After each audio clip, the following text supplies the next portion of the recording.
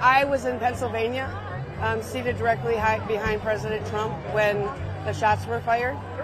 And so then I had to go to Milwaukee. It took me 3 days, but I got in on the last day. And I had to come here, right?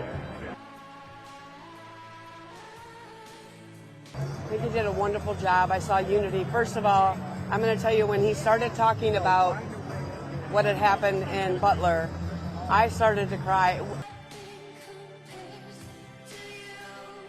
So when he started talking about what happened in Butler, and I started to cry, like they all grabbed my hand and, you know, patted my shoulder and, you know, tried to console me. The one lady next to me just gave me a great big hug, and they knew that, you know, that was kind of like a shock for me to go through that and relive that a little bit. So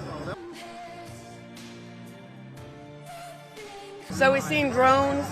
Security was a lot tighter. Usually you're allowed to have your chairs in line. We had to remove the chairs at 9:30. We had, you know, like usually you can bring in a bag and stuff like that. We couldn't do that. You know, after 33 rallies, you kind of know what you can and can't do. Today, that all changed. I want them to do Kamala Harris. Gretchen Whitmer, I think, would be a great one, too, that wouldn't be able to win. And Governor Newsom, well, I guess whoever they pick, we're all set. And an angel slapped him in the head last Saturday and saved his life. God has something else for that man to do. Hopefully it's lead the country for the next 4 years. You know, I don't agree with everything, but most Trump people do not agree with everything he says. Even though everybody believes we do, we don't. There's certain things I don't believe in.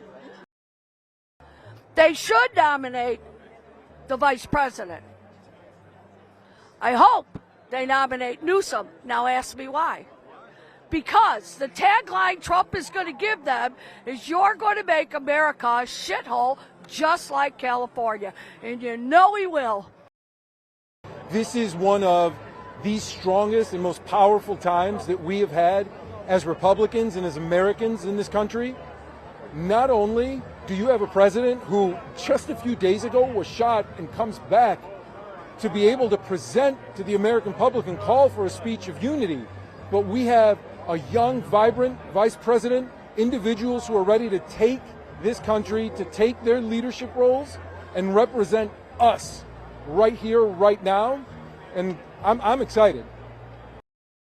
I think they're going to nominate Joe Biden, and I want them to nominate Joe Biden. As long as Joe Biden is at the top of the ticket, there are going to be people across the country that have a lot of trouble going out to vote for that, and there are going to be people across the country that have a lot of trouble voting straight down ballot for somebody like Joe Biden.